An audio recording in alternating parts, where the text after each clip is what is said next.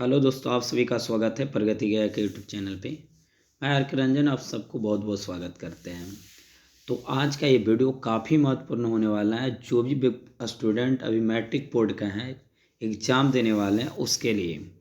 तो इस वीडियो में आप लास्ट तक बने रहें और इस वीडियो को ज़्यादा से ज़्यादा वैसे स्टूडेंट के पास भेजें जो इस वर्ष एग्ज़ाम देने वाले हैं मैट्रिक का। तो इसमें इकोनॉमिक्स का जितने भी सब्जेक्ट एक सवाल बन सकते हैं इम्पोर्टेंट, वो सारे सवाल को कराएंगे। और इससे बाहर एक भी सवाल आपको बोर्ड एग्जाम में नहीं आने वाले हैं। जो भी सब्जेक्टिव सवाल है वो 2 नंबर का हो या 5 नंबर का हो।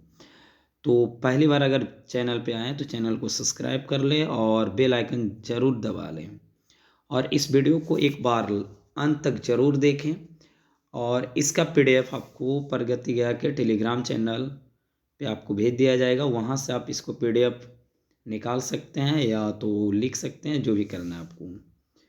तो आज का देखिए पहला सवाल हम लोग देखने वाले हैं। ये बहुत इंपॉर्टेंट सवाल है। लिख रहा अर्थव्यवस्था किसे कहते हैं? अर्थव्यवस्था किसे कहते हैं?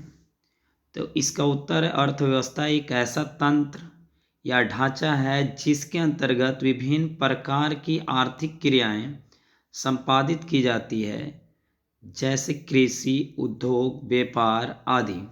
तो अर्थव्यवस्था कुछ है ना, वो ऐसा एक ढांचा, ऐसा एक तंत्र है जिसके अंतर्गत बहुत सारे आर्थिक क्रियाएं समाप्त की जाती है, संपादित किया जाती है। जैसे में आपको कृषि हो गया, उद्योग हो गया, व्यापार आदि।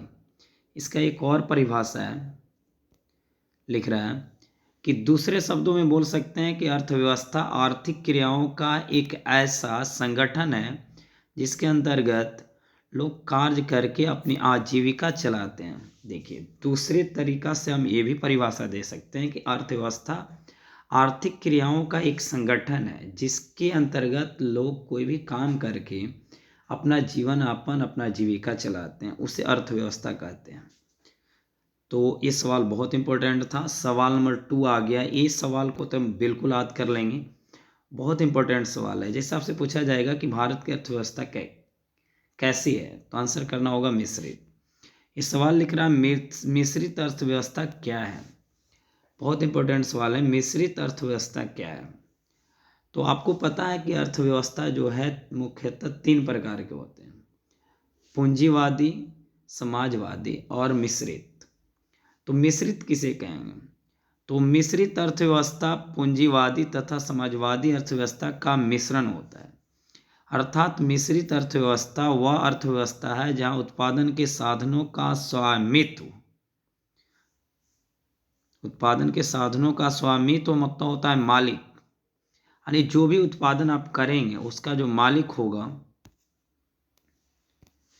सरकार तथा निजी व्यक्तियों के पास होता है।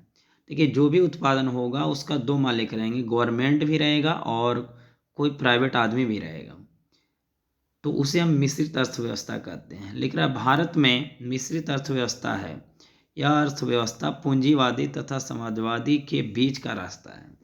देखिए, मिश्रित अर्थव्यवस्था जो है पूंजीवादी और समाजवादी के क्या है, बीचों बीच का तरीका। ना तो पूंजीवादी है ना तो समाजवादी, दोनों के क्या है, मध्यम मार्ग है। चलिए हम सवाल नंबर चल रहे हैं। ये लिख रहा है देखिए कि आधारिक संरचना पर प्रकाश डालें। आधारिक संरचना पर प्रकाश डालें।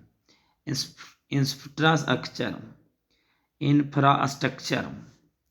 इसका आंसर हो जाएगा आधारिक संरचना का मतलब उन सुविधाओं तथा सेवाओं से है जो देश के आर्थिक विकास के सहायक होते हैं। आर्थिक आधारिक संरचना के अंतर्गत आता है बिजली, परिवहन, बैंकिंग, संचार, स्कूल, कॉलेज, अस्पताल आदि शामिल हैं। देखिए, आधारिक संरचना उस संरचना को कहते हैं जिनके द्वारा सुख सुविधाएं हम लोग को आर्थिक क्रिया करने में मिलता है, और उसके अंतर्गत बिजली, परिवहन, बैंकिंग। और लिख रहा है आगे लिख रहा है कि किसी देश के आर्थिक विकास में आधारिक संरचना का महत्वपूर्ण स्थान होता है। जिस देश का आधारिक ढांचा अधिक विकसित होगा वह देश उतना ही अधिक विकसित होगा। जैसे देखिए, हमारा अगर बेस मजबूत रहेगा, स्कूल, कॉलेज, अस्पताल, सड़क, तो हमारा देश जल्दी जल्दी विकास करेगा, ज़्यादा डेवलपमेंट करेगा। तो ये सारे जितने भी बैंकिंग, स्कूल, संचार, कॉलेज, अस्पताल, ये जितने भी हैं, ज़्यादा अच्छा होगा तो जल्दी जल्दी से हम लोग विकास करेंगे और विकास अभी जो शील देश है वो विकसित देश में हमारा आ जाएगा। ये बहुत इंपॉर्टेंट सवाल है, कई बार एग्जाम में पूछा गया, पूछने की संभावना है। आय से आप क्या समझते हैं? आय से आप क्या समझते हैं? उत्तर, किसी व्यक्ति द्वारा किए गए शारीरिक तथा मानसिक श्रम के बदले में जो पारिश्रमिक मिलता है उसे आय कहा जाता है। देखिए, आय क्या है? तो कोई भी व्यक्ति अगर कोई काम करता है, या तो वो माइंड रूप से करे या तो फिर अपने शारीरिक रूप से करे, तो उसके बदले में जो पैसा उसको मिलता है वही उसका क्या है? आय कहलाता है। या तो दूसरे शब्दों में इसको ये भी बोल सकते हैं हम लोग कि जब कोई व्यक्ति कहीं किसी प्रकार का शारीरिक अथवा मानसिक कार्य करता है तो उसके बदले में जो उसे पारिश्रमिक मिलता है उसे आय कहा जाता है। अब अगले सवाल आ रहा है जो कि काफ़ी महत्वपूर्ण सवाल है। लिख रहा है, प्रति व्यक्ति आय क्या है? प्रति व्यक्ति आय क्या है? बहुत इंपॉर्टेंट सवाल, VVI सवाल, बिल्कुल। तो देखिए, इस सवाल को हम लोग कैसे डील करेंगे? इसका उत्तर है, राष्ट्रीय आय में देश की कुल जनसंख्या से भाग देने पर जो भागफल आता है उसे प्रति व्यक्ति आय कहते हैं। मतलब देश की जितनी भी जनसंख्या है उसको राष्ट्रीय आय में क्या किया जाता है? भाग दिया जाता है। यानी भाग किस में देंगे? राष्ट्रीय आय में। किससे? तो देश की कुल जनसंख्या से। तो उससे जो प्राप्त होगा भागफल वही क्या होगा? प्रति व्यक्ति आय होगा। तो प्रति व्यक्ति आय बराबर फॉर्मूला आप लोग लगा सकते हैं कि देश की जनसंख्या नहीं, राष्ट्रीय आय है ना, तो राष्ट्रीय आय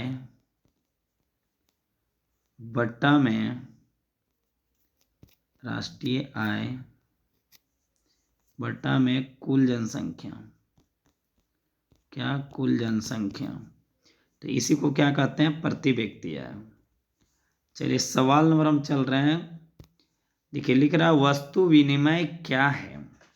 ये भी बहुत इंपॉर्टेंट टॉपिक है, बहुत ही अच्छा क्वेश्चन है, VVI क्वेश्चन।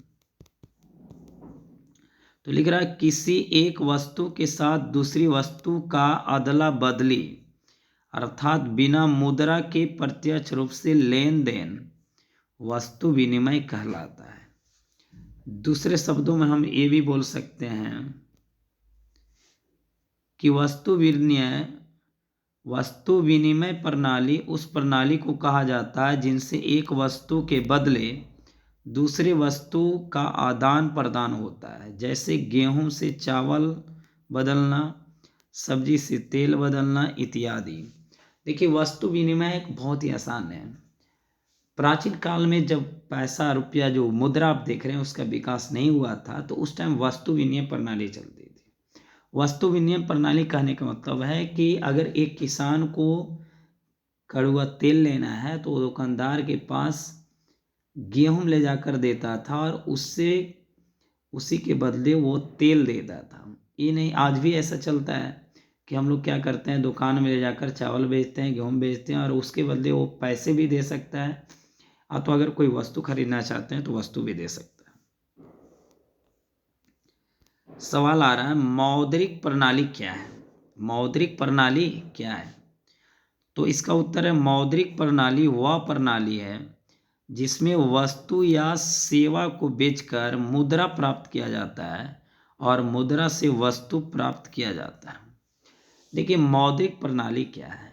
यह एक प्रकार का प्रणाली है जिसमें किसी वस्तु को आप बेचिए या तो कोई सर्विस दीजिए और उससे जो पैसा आएगा उसी को हम क्या कहते हैं? मौद्रिक प्रणाली कहते हैं।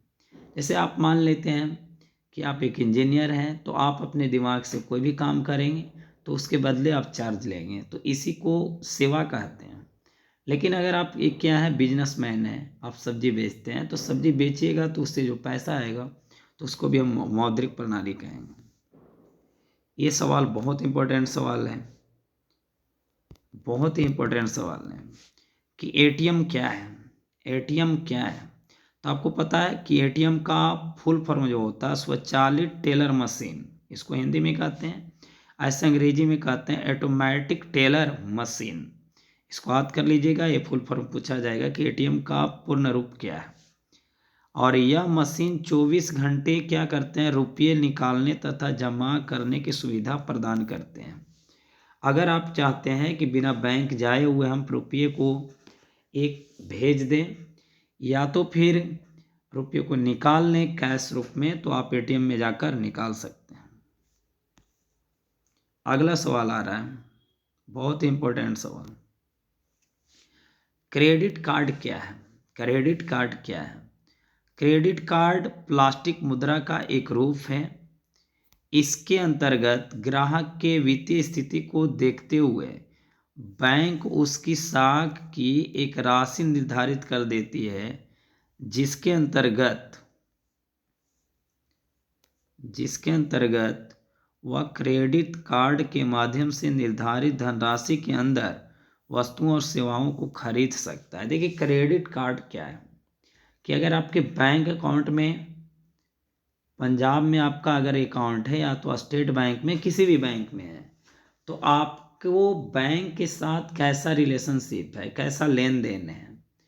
अगर आप लोन उठाएं तो लोन अगर पेड कर दें तो आपको फिर बैंक एक क्रेडिट देगी, एक कार्ड देगी, जिसके सहारे आपके अकाउंट में पैसा नहीं भी रहेगा तो पर उससे आप किसी भी वस्तु को खरीद सकते हैं या तो किसी भी आप सेवा को आप प्राप्त कर सकते हैं, मतलब लोन के रूप में पैसे आप निकाल सकते हैं। और ये इसका एक लिमिट रहता है, वो बैंक निर्धारित करती है कि आपका क्या क्रेडिट है। चलिए सवाल आ गया है कि बचत क्या है? बचत क्या है? तो आपको पता है कि कुल आय का वह भाग जो टिकाई वस्तुओं पर खर्च किया जाता है उसे बचत कहते हैं। या तो सिंपल भाषा में आय तथा उपयोग का अंतर क्या कहलाता है? बचत। बचत बराबर ऐसे फॉर्मूला होता है, बचत बराबर होता है आय माइनस खर्च। आय माइनस क्या होता है? खर्च। बचत बराबर फॉर्मूला होता है आय माइनस खर्च। अगर मान लेते हैं कि आप महीने में 20,000 रुपया कमाते हैं और उसमें से अगर आप 12,000 खर्च कर देते हैं तो 20 में से 12 घटाइएगा तो 8,000 बचेगा, यानी वही आपका क्या होगा? बचत होगा। तो आय तथा उपभोग का अंतर क्या कहलाता है? बचत। ये सवाल बहुत इंपॉर्टेंट सवाल है। साख क्या है? साख, तो उत्तर इसका है कि साख का मतलब विश्वास या भरोसा होता है। साख का मतलब क्या होता है? विश्वास या भरोसा। आगे लिख रहा है कि अर्थशास्त्र में साख का मतलब ऋण लौटाने तथा भुगतान करने की क्षमता में विश्वास से होता है। देखिए अर्थशास्त्र में एक साख का मतलब होता है कि अगर आप लोन लिए हैं तो उस लोन को आप लौटा पा रहे हैं या नहीं, या लौटाने की क्षमता आप में है या नहीं, उसे को ही साख कहते हैं। आगे लिख रहा है प्रोफेसर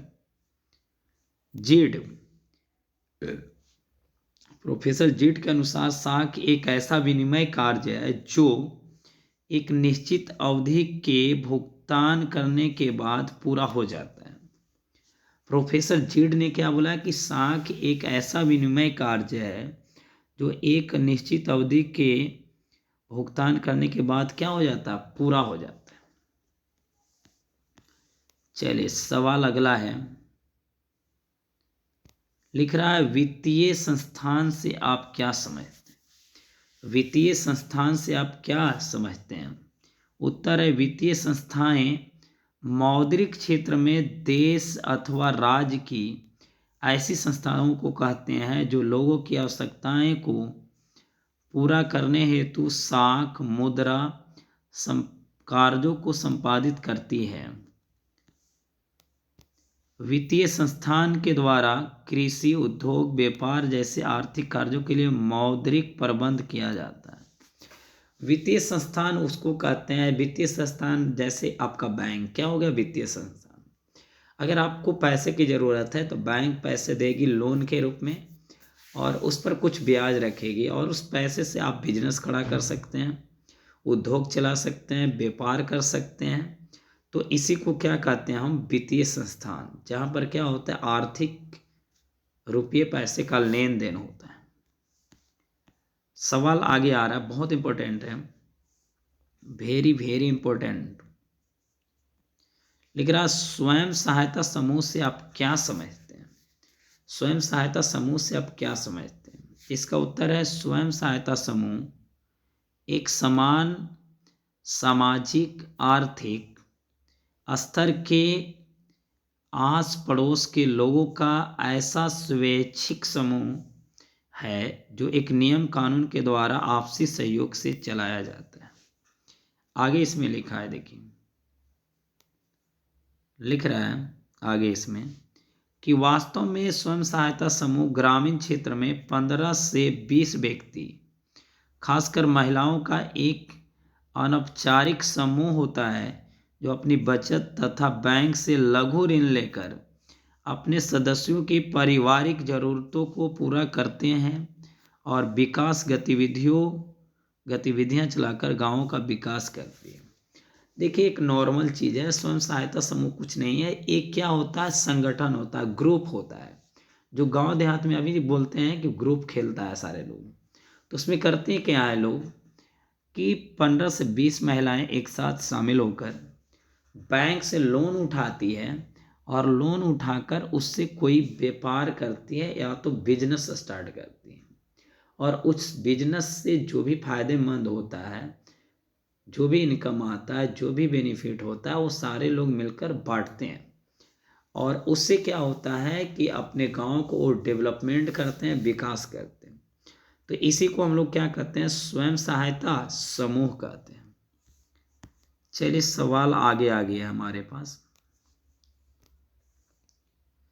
आगे सवाल आया है, देखिए आउटसोर्सिंग किसे कहते हैं। आउटसोर्सिंग किसे कहते हैं, तो पता है कि जो बहुराष्ट्रीय कंपनियां या अन्य कंपनियां संबंधित नियम सेवाएं स्वयं अपने कंपनियों के बजाय किसी बाहरी या विदेशी स्रोत या संस्था या समूह से प्राप्त करती है, तो उसे क्या कहते हैं, बाह्य स्रोती, तो आउटसोर्सिंग कहते हैं। उसे क्या कहते हैं, आउटसोर्सिंग। चलिए सवाल नंबर 2 आ गया है, देखिए लिख रहा है, देखिए सूचना प्रौद्योगिकी से जुड़े 5 सेवा क्षेत्र को बतलाइए। देखिए इंफॉर्मेशन टेक्नोलॉजी से जुड़े 5 सेवा क्षेत्र का आपको नाम बताना है। तो उत्तर है, सूचना प्रौद्योगिकी से जुड़े 5 सेवा क्षेत्र निम्नांकित है। पहला आपको क्या है, कॉल सेंटर। कॉल सेंटर से आपको क्या दिया जाता है, सूचना दिया जाता है। संगीत रिकॉर्डिंग, यहाँ से भी क्या किया जाता है, सूचना दिया जाता है। जो भी गायक गाना चाहते हैं, जो भी अपने क्रिएट करके लिखते हैं, वो लोगों को क्या करते हैं, इंफॉर्मेशन देते हैं आगे। आगे लिख रहा है रेलवे पूछताछ, वहाँ पर भी क्या होता है, सूचना ही मिलता है। आगे है साइबर फैकिंग, फैकिंग है साइबर कैफे होगा, ये क्या होगा, साइबर कैफे।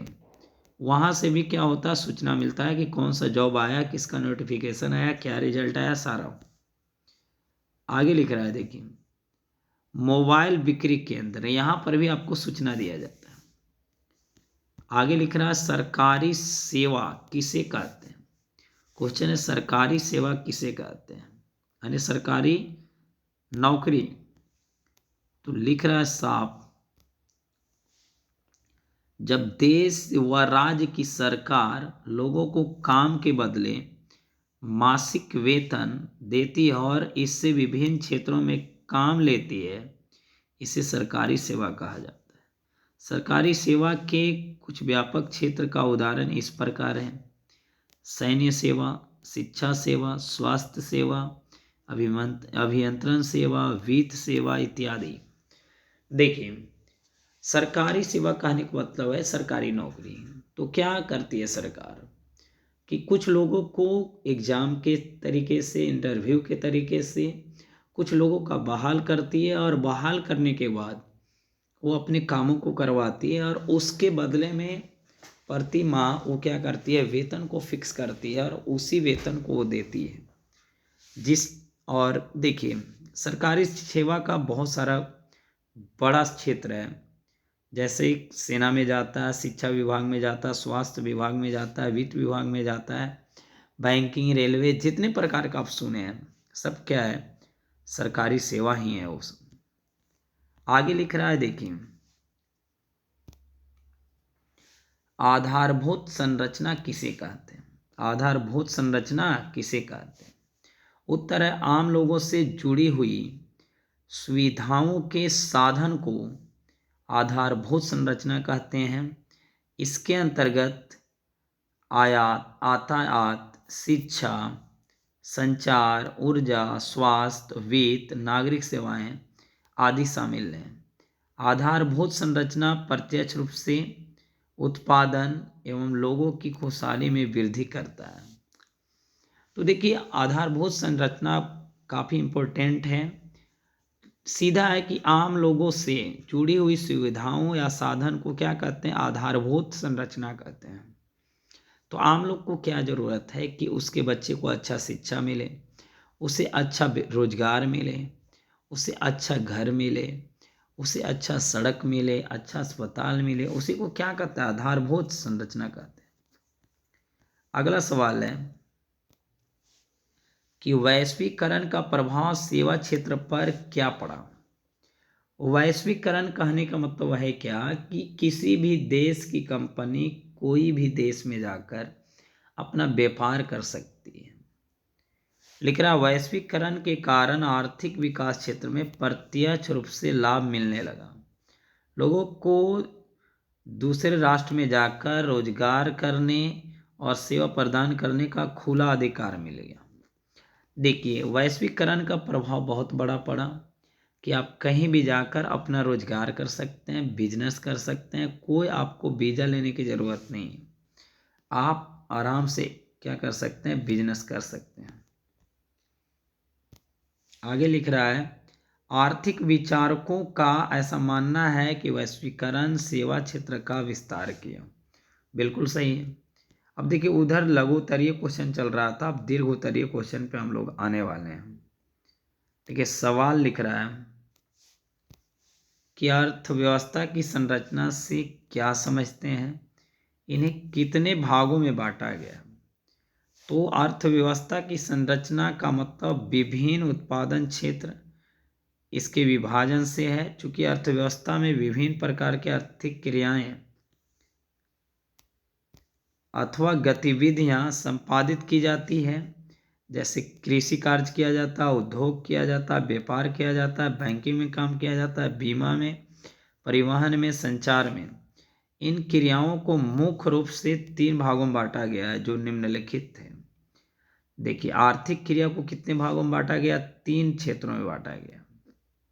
कितने क्षेत्रों में? 3 क्षेत्रों में। फर्स्ट क्या है वो देखिए, फर्स्ट है आपका प्राथमिक क्षेत्र।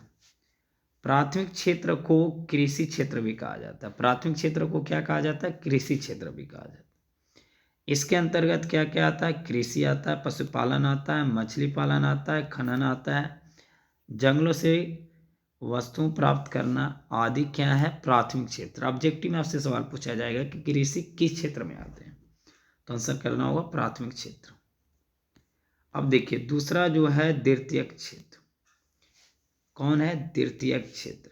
तो द्वितीयक क्षेत्र को औद्योगिक क्षेत्र भी कहा जाता है। इसमें ज़्यादातर कंपनियां आती हैं। इसके अंतर्गत व्यवसाय, खनिज, निर्माण कार्य, जन उपयोगी सेवाएं आदि के उत्पादन किए जाते हैं। अब आ रहा है तृतीयक क्षेत्र। तृतीयक क्षेत्र को सेवा क्षेत्र कहा जाता है। तृतीयक क्षेत्र को सेवा क्षेत्र कहा जाता है। इसके अंतर्गत बैंक, बीमा, परिवहन, संचार, व्यापार आदि क्रियाएं सम्मिलित होती हैं। ये क्रियाएं प्राथमिक तथा द्वितीयक क्षेत्र की क्रियाएं को सहायता प्रदान करती है, इसलिए इसे सेवा क्षेत्र भी कहा जाता है। देखिए तृतीयक क्षेत्र में क्या होता है, सेवा क्षेत्र कहा जाता है। मतलब जितने भी नौकरी आते हैं, प्राइवेट हो या तो सरकारी, सभी सेवा क्षेत्र के अंतर्गत आते हैं। कि यानी आप काम कीजिए, आपको काम के बदले मजदूरी दी जाएगी, जो भी आप परिश्रम करेंगे वो दी जाएगी। आगे लिख रहा है, देखिए वस्तु विनिमय प्रणाली की कठिनाइयों पर प्रकाश डालें। पहले का जो नियम था वस्तु विनिमय, कि एक वस्तु को दीजिए और उसके बदले दूसरी वस्तु को लीजिए, उसका क्या क्या कठिनाई था। तो वस्तु विनिमय प्रणाली में लोगों को अनेक कठिनाइयों का सामना करना पड़ता था, जिनमें से कुछ प्रमुख कठिनाइयां निम्नलिखित हैं। फर्स्ट कठिनाइयां क्या है, आवश्यकता के दोहरे संयोग का अभाव।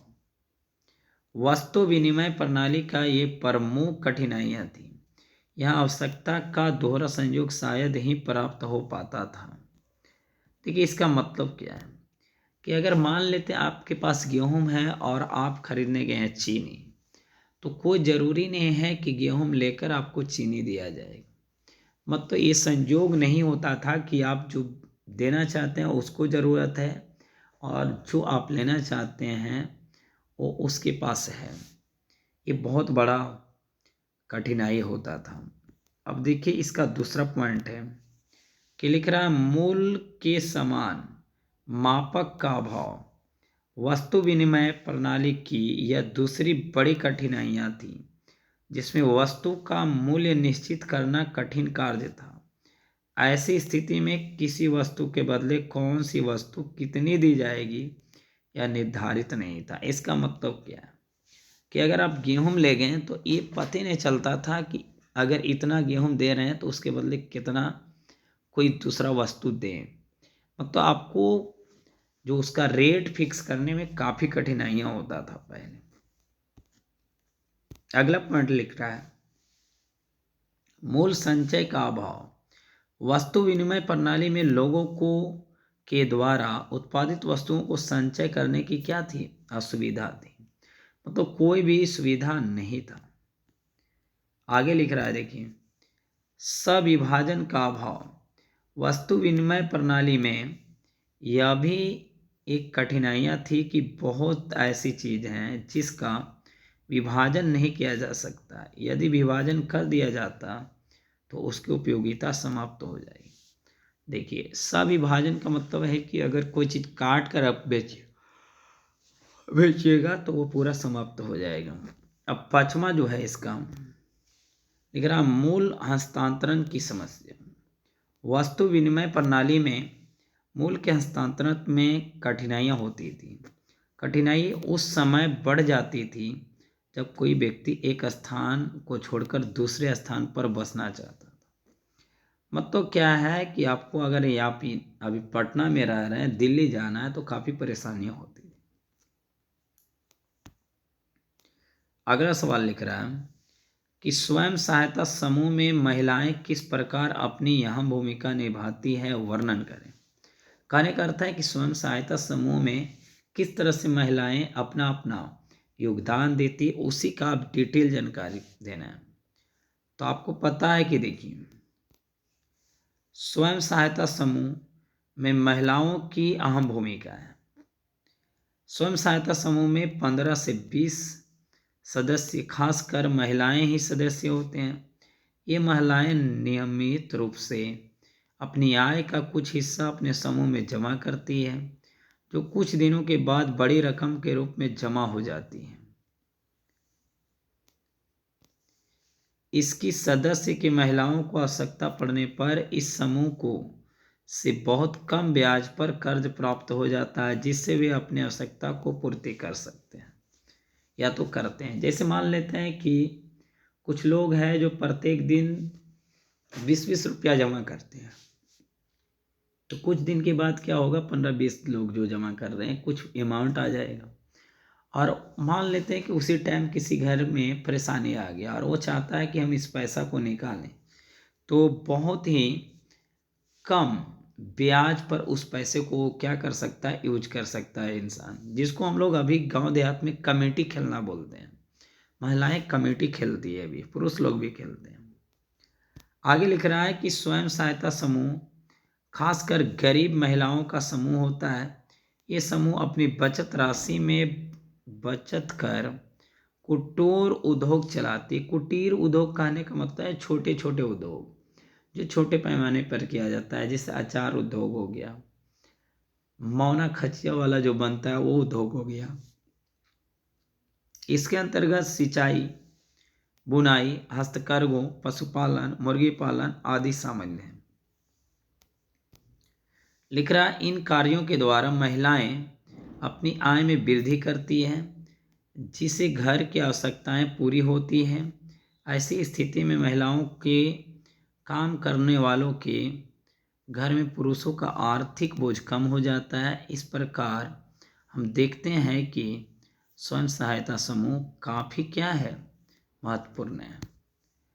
तो आज का ये वीडियो था, कैसा लगा आप लोग ज़रूर कमेंट करें। तब एक और आपको एक ही वीडियो में हिस्ट्री का लाएंगे, एक ही वीडियो में सिविक्स का लाएंगे, एक ही वीडियो में ज्योग्राफी का लाएंगे। ये तो अभी सब्जेक्टिव चल रहा है, इसका ऑब्जेक्टिव भी वन शॉट लाएंगे, एक ही बार में पूरा समाप्त हो जाएगा। तो इस वीडियो को आप एक बार नहीं, दो बार नहीं, 3 बार देखिए, और इस वीडियो को ज़्यादा से ज़्यादा लोगों के पास शेयर कीजिए कि वो भी उसका फ़ायदा उठा सकें। तो जय हिंद, फिर मिलेंगे नेक्स्ट वीडियो में, तब तक के लिए बाय बाय। खुश रहिए, मस्त रहिए, स्वस्थ रहिए और अपनी तैयारी को करते